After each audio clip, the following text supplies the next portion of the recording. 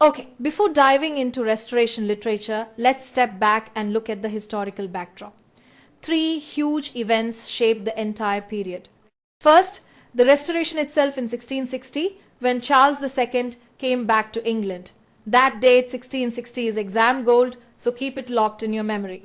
Second, the Roman Catholic controversy that heated up in the later years of Charles II's reign. And third, the so-called Glorious Revolution of 1688, when James II was overthrown and Protestant rulers took his place. Now, let's rewind. Charles I, born 1600, became king in 1625 but was executed in 1649, another date that examiners love. What followed was the interregnum, meaning the gap between monarchs, from his execution in January 1649 until Charles II's arrival in London in May 1660. That entire decade-long experiment with Puritan rule is often asked about in exam under the title the interregnum. When Charles II was restored, everything changed. Samuel Pepys even records in his diary the excitement of the king's return. The Puritan Commonwealth had promoted strict moral decorum, but the Restoration brought a complete swing in the opposite direction, a burst of freedom, sometimes to the point of excess. Comedy in particular became bold, playful, and often immoral. But the Restoration wasn't just about fun. Politics and religion were constant undercurrents. Charles II's heir, James, was openly Catholic, which made many English Protestants deeply suspicious. The lies of Titus Oates and his so-called Popish plot stirred up anti-Catholic frenzy. Charles himself tried to shield his brother, but the unease only grew. Dryden's Absalom and Achitophel, written during these turbulent years, reflects the political tensions of the time. When James II finally became king in 1685, his Catholic sympathies quickly alienated the nation. Just 3 years later, he was replaced in the Glorious Revolution of 1688 by Protestant sovereigns William and Mary. From that moment, religious passions gradually cooled and political issues took center stage in literature. Later, critics have revisited this period with mixed feelings. In the 19th century, Charles Lamb wrote an essay called On the Artificial Comedy of the Last Century, comparing the frank, witty Restoration comedies to the more restrained works of his own day. In the 20th century, L.C. Knights wrote Restoration comedy, The Reality and the Myth, another critical touchstone. And even in modern drama, Edward Bond revived the period in his play Restoration, first staged in 1981, a detail that has turned up in exam papers. Alright, let's talk about the new classicism, the literary movement that shaped Restoration and 18th century writing. The idea really begins as a reaction. Elizabethan writers, despite their energy, were often said to lack discipline. Critics argued they leaned too much on raw genius and too little on rules. By contrast, the new writers, especially during Pope's era, turned deliberately to the ancients, imitating Latin authors like Horace and Virgil. This deepened into what we now call classicism. Pope himself gave the rule, to copy nature is to copy them. This emphasis on learning from the ancients has been directly asked in exam. Now, politics and culture also played a role. Charles II had spent years in exile in France, and when he returned, he brought back a taste for French literature. He especially loved comedy, and Molière became the great influence on Restoration drama. That connection between Molière and Restoration comedy has been tested in exam more than once. Writers also experimented with heroic plays, blending French models with classical themes. Dryden's Tyrannic Love is one of the clearest examples, and yes, that exact title has been highlighted in exam questions. These plays were full of grandeur, but also heavily rule-bound. In fact, many critics said the new school imitated the ancients coldly, copying form without much warmth. By the time of Pope, the rules had hardened. His essay on criticism declares, "Those rules of old, discovered, not devised, are nature still, but nature methodized." That quotation, nature methodized, has also appeared in exam. A criticism, so don't miss it. What mattered most was correctness, restraint, balance, harmony, and above all, imitation of the classics. Dryden, of course, dominates this entire period. His work was later described as copious, meaning rich and abundant, covering poetry, prose, drama, and criticism. Samuel Johnson gave Dryden the ultimate compliment by calling him Augustan, comparing him to Augustus Caesar of Rome, the ruler who, as Johnson put it, found Rome of brick and left it of marble. This line has been specifically asked in exam. Okay, let's dive into Restoration poetry. This was a time when poets were experimenting with every form they could: lyric, aerial, historical, even epic. But there was one big problem. England didn't really have a recognized national epic. Other countries had theirs, but the English were still searching. Spenser's Fairy Queen was admired, sure, but it didn't quite fill the gap. Enter Sir William Davenant, who tried his hand with Gondibert. This attempt has been directly asked in exam. The trouble? Critics mocked its rhymes as unheroic, especially when compared to the grandeur expected of epic verse. Dryden himself took a shot at Davenant's style, and you'll see that in exam references. Milton, of course, came closest. His Paradise Lost was designed to be the great English epic. But instead of writing about King Arthur, which he originally considered, Milton shifted the focus to Christianity and the fall of man. That decision made the poem universal, not just national. Meanwhile, Richard Blackmore tried with Prince Arthur and King Arthur, but both fell flat. The Restoration era ended still without a truly recognized English epic. Fun fact, Beowulf is now hailed as England's earliest epic, but back then it wasn't even known. Now, stylistically, Restoration poetry is defined by the heroic couplet, rhyming pairs of iambic pentameter. This feature has been directly tested in exam. Dryden loved the couplet for its dignity and restraint, and his praise of the form is often quoted in questions. The heroic couplet carried serious subjects with minimal enjambment, giving each line a neat and polished finish. But here's the twist. The same couplet was also used for mock heroic verse. After Samuel Butler's Hudibras, another exam favorite, the Hudibrastic style became wildly popular. This verse form parodied the solemn tone of epics, turning it into sharp political and social satire. Jonathan Swift picked it up later for much of his poetry, showing just how flexible the form could be. Around the court, poetry was lively, witty, and often scandalous. Dryden, Rochester, Buckingham, and Dorset were the big names here. Their work is tied to the glitter of Charles II's court. This connection to court poets has been directly asked in exam.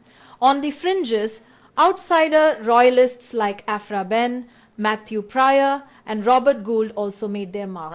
Behn, Rochester, and Gould in particular blurred the line between poetry and drama, writing for both stage and page.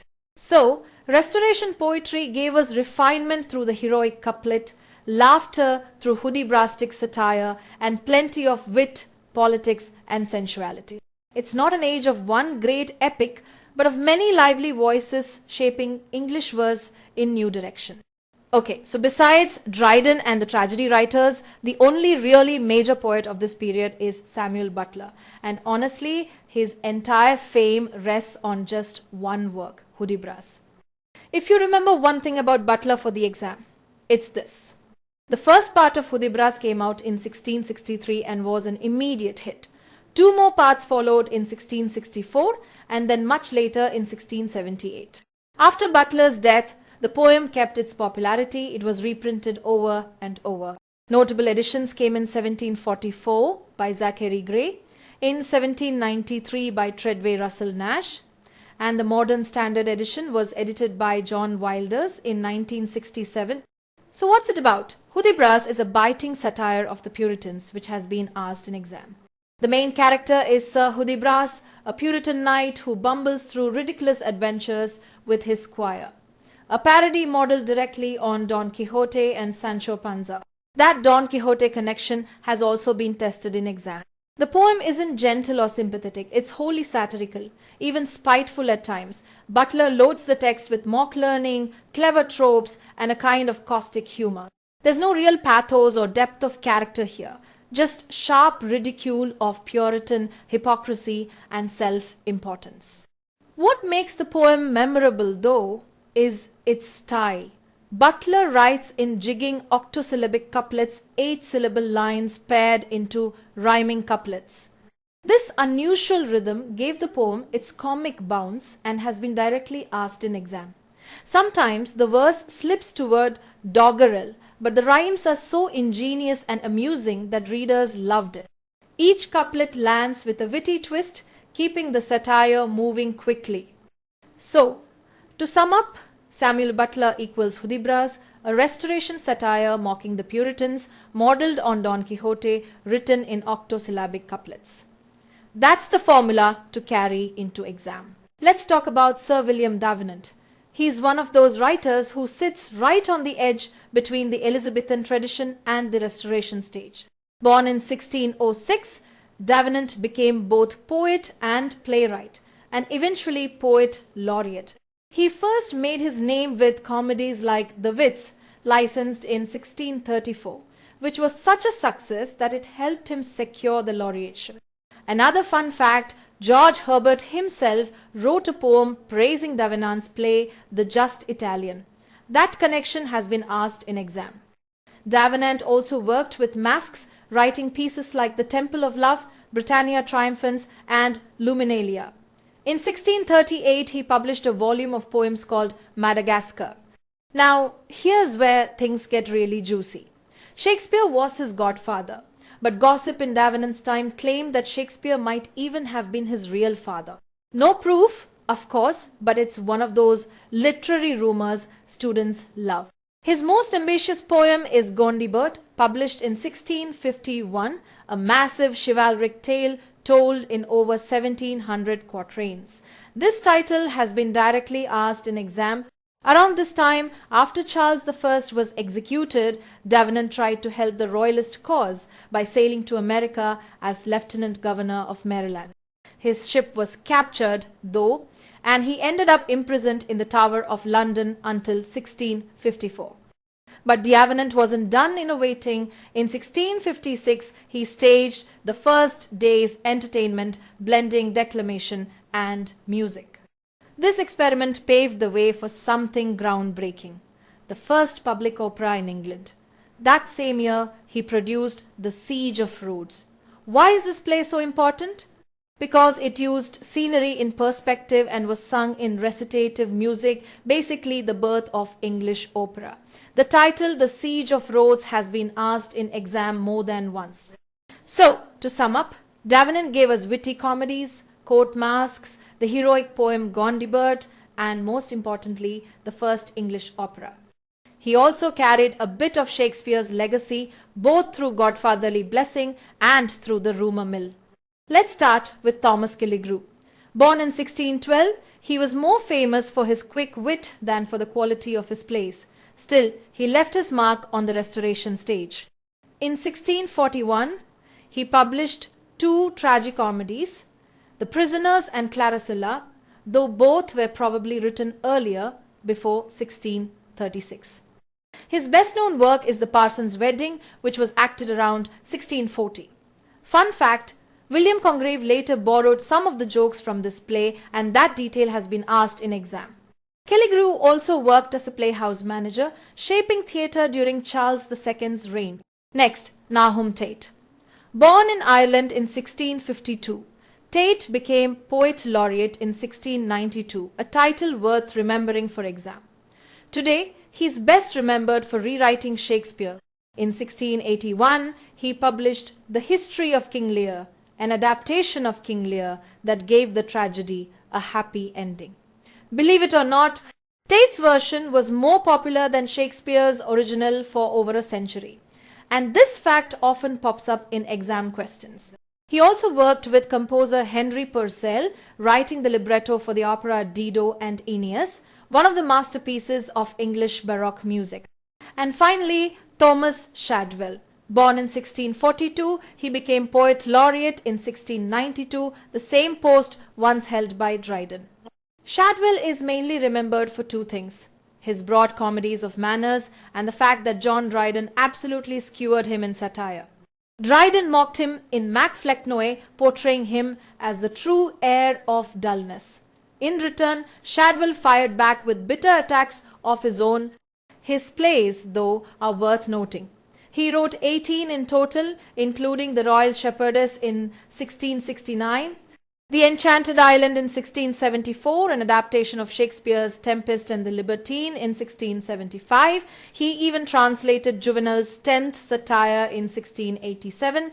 His comedies, like The Sullen Lovers, were adaptations of Molière, showing just how strong the French influence was on Restoration drama.